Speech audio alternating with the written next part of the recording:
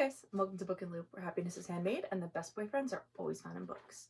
Now, I could go on and give you guys a whole sob story about where I've been and what I've been doing and all the ins and outs of my very busy life that I've been living, but I'm going to save that for another time, I think. Kind of give you guys maybe like a 2024 update on my life and everything that I got to do, because some of it was pretty stinking cool. But for today, I'm actually going to be giving you guys a video of my 2025 anticipated releases, books that are new, that are coming out this year, that I'm super excited about, and I think that you guys should be or might be as well. So I'm going to kind of just jump right into it.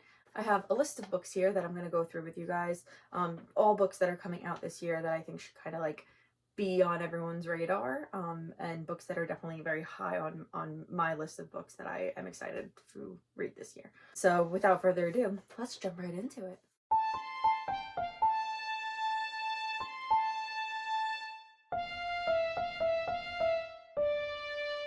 This one might be the most obvious out of all the books that I'm going to be bringing up today, and that is, of course, Onyx Storm. So at the time of filming this, Onyx Storm has been out for the past week. I was fortunate enough to get to go to the midnight release party at my local Barnes & Noble, get the book right then and there. I came home, I started reading it right away, and it is absolutely amazing. I am loving it so far, and I can't wait to, once I finish it, kind of record my thoughts and my theories. I have so many theories for this book. I'm about halfway through right now. I'm trying to take it slow because I know it's going to be a while until we get the fourth book, so I'm just doing my best to kind of like, you know, savor it as much as I can. So since it is already out, I do have a copy, of course. I got the deluxe edition, and as you can see, I've already been, you know, tabbing and taking notes and my charts and everything, doing my best to kind of stay on top of everything. There's so many characters in this series, and especially in this book, I feel like we get introduced to a lot of different people. So I've been enjoying it so far. So for those of you that might not know, Onyx Storm is the third book in the Empyrean series, the first book being Fourth Wing, the second one being Iron Flame, and now we have Onyx Storm. So Onyx Storm is continuing where Iron Flame left off. So the book follows our main character, Violet, and Violet is a legacy student of a war college where her mother went through, her older brother went through, her sister went through. It's a special college, not only because it's specific to being like a war college, but also because you have the opportunity, if you join this special quadrant, that you can bond with a dragon and become a dragon rider and be part of like this special elite forces. Violet, I think, is a really likable main character. She deals with some chronic illnesses. She's a little bit on like the physically weaker side, but she does not let that hold her back from being like a really strong, powerful character, and I find her really inspiring, and I really just think the series as a whole is pretty good. It's really great because it has like really good political intrigue.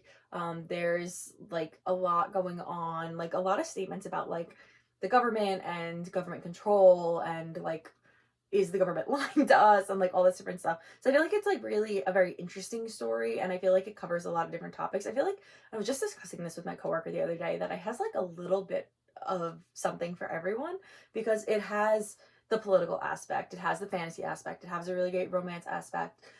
You're dealing with a lot of different characters. It has great representation. Like, it's just like, it has a lot in it, and I feel like it appeals a little bit to everybody. So even if you aren't like a huge fantasy person, I feel like you could very easily get into the series. So that's always nice. I've seen like a lot of discourse online about whether or not the book is worth reading. I think that it is. I feel like I was pleasantly surprised when I picked up Fourth Wing, and I really fell in love with the series, with the characters. I feel like they're really in depth and fleshed out, and I feel like it's definitely worth a read, and I think that you won't waste your time with this.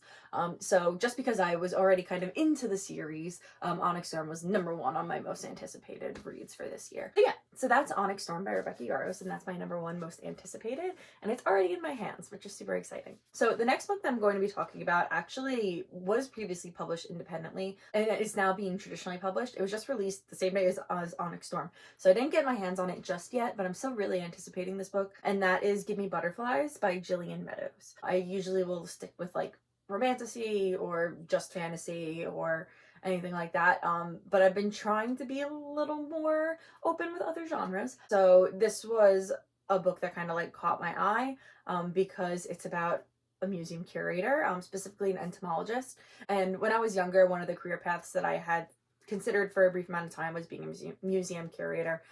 So it kind of like called out to me, and I was like, oh, this is something different, like let me kind of check that out. So the story follows Millie and Finn, and Millie is the entomologist at the museum that they both work at, and Finn is an astronomer. And Millie is looking to get a promotion. She wants to kind of become the director of her department, and she is doing her best and just trying to focus on her career and make sure that she's making all the right moves that she needs to make in order to become the director of the department that she works at the museum. That being said, Finn, her coworker, is more on like a grumpy side, so it is like a grumpy sunshine. He's just going through a lot. He recently lost his sister. He's kind of taking care of his nieces, and as a result, he kind of just has like a lot on his plate, and he doesn't want to be bothered with anything. Billy kind of like tries to steer clear of him, but things happen, and it winds up that he's one of the people that's going to be on the panel for her interview. I think that it's an interesting backdrop for a romance. I don't think I've read anything that has taken place within or with somebody who works in a museum. I've done, you know, the basics, the librarian, the bookstore owner, the journalist, like all that stuff. It's a little bit different for me, and I'm excited, and I think that it's going to be a really, really great read. The cover is just like absolutely adorable. Like it caught my eye right away.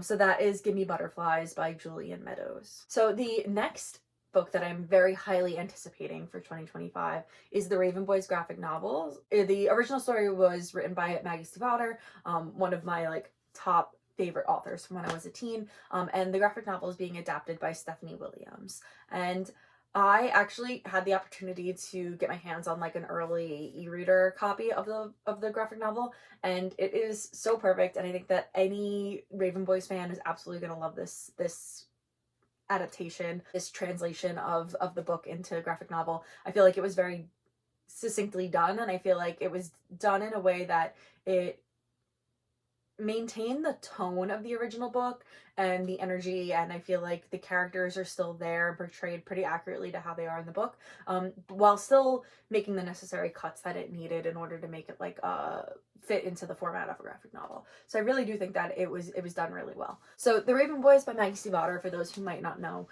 follows the story of Blue Sergeant, and Blue Sergeant comes from a family of clairvoyants, but she herself has no gift for the supernatural, no clairvoyancy, nothing like that. But the one thing is that ever since she was little, everyone in her family has always told her that when she kisses her true love will die. So Blue has kind of carried this around with her whole life.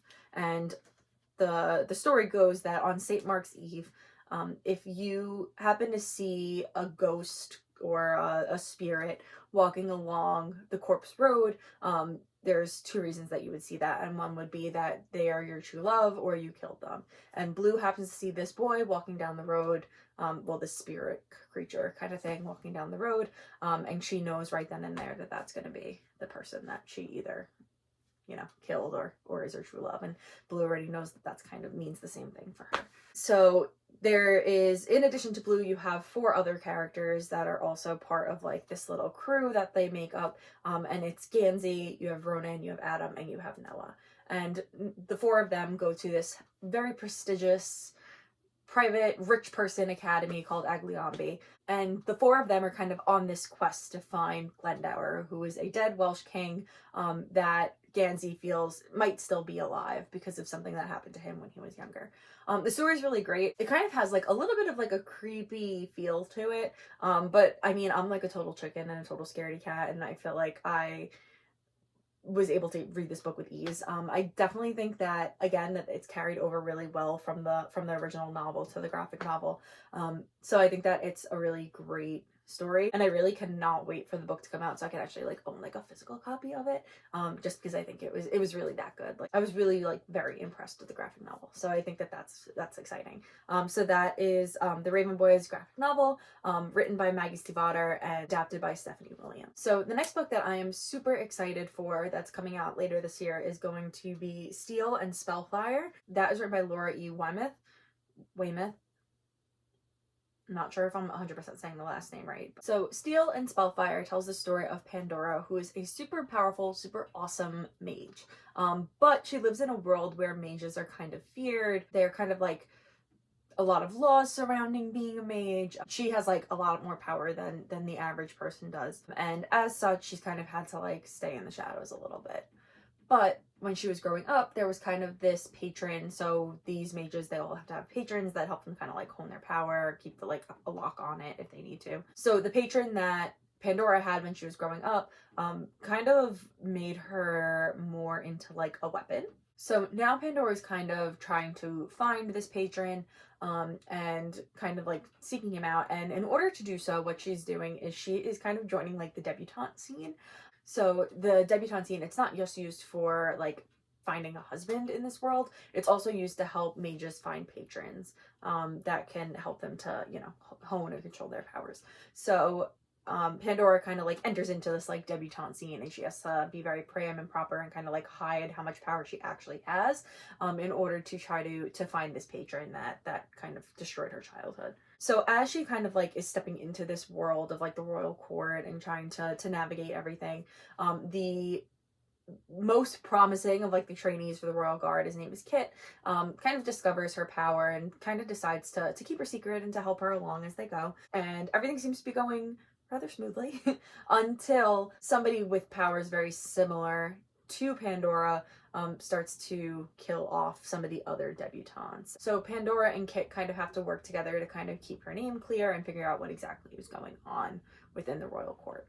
So this just sounds like a super fun read. So Steel and Spellfire is a YA book, and it's going to be coming out in July. The date is July 22nd, 2025. So that is definitely another one that I am super excited about for this year. As I'm saying this, I'm realizing that I never said what day that the Raven Boys graphic novel comes out, and that comes out on August 5th of this year. So watch out for that one too. So the next book that I am super excited for this year is His Face is the Sun. The cover itself is stunning for this book, and I'm super excited. I feel like it has a really interesting concept. So this book is inspired by ancient Egypt, and it's kind of described as being like an ancient Egypt Game of Thrones kind of thing. So originally there were two kingdoms. There was a North Kingdom and a South Kingdom, and both of them kind of combined to join into one. But unfortunately the pharaoh that is ruling over the joint kingdom is falling ill, and so it's kind of causing some unrest and rebellion within the two kingdoms that are now joined. As if that was not enough, there is also this evil spirit that awakes in the desert and is coming to kind of destroy the kingdom. So it follows a story of four strangers that are going to have to kind of work together to all kind of fix the kingdom. And then at the end, whoever is like the last person standing of those four people is going to be the one that will take the throne for the kingdom. I feel like this is super interesting. I feel like it's going to be like a really fun, fast-paced fantasy read. So I'm really very excited for this one. I think it's going to be a good one. And that again is His Face is the Sun, and that comes out on May 6th of this year. If there is one thing that anyone needs to know about me, is that if there is a heist, I am so there. And that is true of our next book, which is called To Steal from Thieves, which is by M.K. Lobb. And this book I'm super excited about. So the story follows Kane, who is the con man of the story, and his boss kind of gives him this job that he knows that he can't really complete by himself. He's gonna need somebody with a little bit of knowledge of magic, and somebody that can kind of help him out with this special heisty job. He kind of winds up connecting with this daughter of an alchemologist, and I hope I'm saying that right. The daughter, her name is Zarya. Her father recently passed away. She's kind of struggling to keep her family business afloat. And as a result, some of the clients that used to work with her father, they're becoming a little like hostile and violent, and she's in danger. When she kind of is presented the opportunity to work together with Kane to try to steal this priceless artifact, she's like, you know what? I'm in. So the two of them have to kind of work together to figure out how to get into this heavily guarded, very like locked down event in order to steal this priceless artifact that they're looking for. From what I can see from like the reviews and the description, it seems like it's going to be like a good balance between adventure and magic and romance and humor, and I think it's going to be a really great story, so I'm super excited for that one. And again, that's To Steal from Thieves by M.K. Lobb, and that one comes out pretty soon. It comes out March 25th. So I will definitely be super excited to be reading that one. So the next book that I'm super excited about is The Otherwhere Post by Emily J. Taylor. The Otherwhere Post follows the story of Maeve, and Maeve's father kind of led like a life of crime, and she's been trying to escape from that legacy that her father has left behind now that he's passed. And to do so, she kind of been like using a fake name and like not really putting down roots and moving around a lot. And that so far has been working for her until all of a sudden she gets a letter that tells tells her that her father was actually innocent of the crimes that he was accused of. In order to kind of further understand exactly what happened and why her father was accused of these crimes and what the real story was, she becomes an apprentice at the Otherwhere post, and it's here that she's going to learn the art of scriptomancy. And scriptomancy basically allows you to communicate through letters with other worlds that exist. And as she kind of is diving deeper into what happened to her father and writing these letters and trying to further understand exactly what happened, the people around her start to become suspicious, including her very handsome mentor. And she kind of starts to get these threats of people that are threatening for her to stop and not to continue the investigation, and danger kind of just seems to be like really lurking around every corner for me. I do feel like a lot of these books, and even ones like I didn't include on this list, that I'm excited about, I feel like a lot of them have like that theme of like a mystery kind of surrounding it. And I have been trying to like I said earlier, kind of like expand my horizons a little bit from just reading mostly fantasy to kind of going into like a mystery, a romance, a thriller, like all different stuff like that. And I feel like you could really see that I'm expanding from this list, even though a lot of them do have like their fantasy elements, you know. So that is the Otherwhere post by Emily J. Taylor, and the Otherwhere post is coming out February 25th, so next month. So kind of sticking with like the little bit of like the darker fantasies, the next book that I am super excited about coming out this year is Unlock the Dark by Sasa Hawk. And this book is really such an interesting concept, and I'm really excited about it. Like it's gonna be amazing. So it follows the story of Elia, and Elia has the ability to conjure these keys, and with the help of her father's magic, she's able to unlock these pathways to basically any location. But unfortunately, Elia's father is kind of sick and dying, so she uses her magic to kind of tether him to life so that she can continue to provide for both her and her younger siblings. But the god of death is not happy in losing Elia's father and decides to take Elia's youngest brother as kind of like a payment for the loss of gaining a soul into the underworld or the afterlife. So Elia is not overly happy with that, and she's determined to save her brother, and she kind of realizes that the only way to do that is to eventually release her father. But in order to release her father from this life, she wants to make sure that her and her siblings are going to be provided for. She winds up running into this prince, and he is kind of like this really like bookish kind of guy, and he's on the hunt for this special scroll. And he tells Elia, listen, if you find this scroll for me, then I will marry you, and you'll be provided for the rest of your life. So Elia agrees because she figures, okay, if I marry this prince, then I'll be set up for life, and my siblings will be safe and provided for and well taken care of, and I can release my father, and everyone will be happy, and then the god of the underworld will give me my brother back. The only thing is, when they do finally find the scroll, it winds up kind of having this curse effect and turning the prince into a horrible monster. So it's up to Elia to kind of figure out what the right next move is. And this is another book that I just feel like sounds fantastic, and the concept is so fresh and original. So that is Unlock the Dark by Sasa Hawk, and that book comes out also February 25th. So I'll have a lot of reading to do on February 25th, so that'll be exciting. So that brings us to our last book for my 2025 most anticipated books. And the last one is kind of a little bit of a silly one, but I am still super excited about it. I think it's going to be a really fun read. So I don't know if this was everybody's like COVID experience, but for me, my family watched a lot of The Golden Girls during COVID. It was kind of just a comfort show. It was always on every morning when we woke up. We would watch an episode or two. So when I found out that they were going to be releasing a series of murder mysteries centered around the Golden Girls, I was so excited. So the first book is coming out this year. It's going to be coming out on April 15th of this year, and it is called Murder by Cheesecake. Murder by Cheesecake is going to be the first in like a series of cozy mysteries that are going to be starring the Golden Girls characters. So you're going to have Blanche, you're going to have Sophia, you're going to have Rose, and you're going to have Dorothy, and you're going to get to see them kind of work together to solve these different murders that are going to happen, kind of interspersed with their everyday life and humor. So the first book that is going to be coming out, which is Murder by Cheesecake, is going to be trying to solve the murder of Dorothy's obnoxious date that they wind up finding dead inside of a freezer at a hotel. And all of this is set against the backdrop of a wedding that Rose is hosting for a family member. So they're having a traditional St. Olaf wedding, and all of a sudden there's a murder that they have to try to solve amongst all the other things that they have going on. So I'm really hoping that this book is gonna really accurately capture the humor as well as the comfort of the show, while kind of having that like cozy mystery, like fun whodunit kind of vibes. So I think that it's gonna be a really interesting story. I'm so excited to see some of my favorite comfort characters coming to life on the page instead of being on the screen.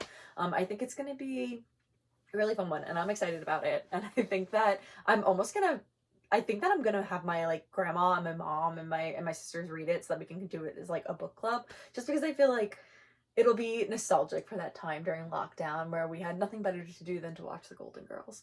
And I think that it'll be a really fun book. So I'm very excited about that one, and that is Murder by Cheesecake. And again, that one is coming out on April 15th. So those are my top 9 most anticipated reads of this year so far. I'm sure that more things will pop up as we go, but as of this moment in time, January 28th, those are my most anticipated new releases that will be coming out this year. So you'll have to let me know in the comments if you find that any of these books kind of pique your interest, if you're going to add any of them to your TBR, or if you feel like I missed anything and you feel like there's some new releases coming out that maybe I didn't grab. So yeah, so that's going to be all from me. I hope you guys enjoyed this video, and happy reading.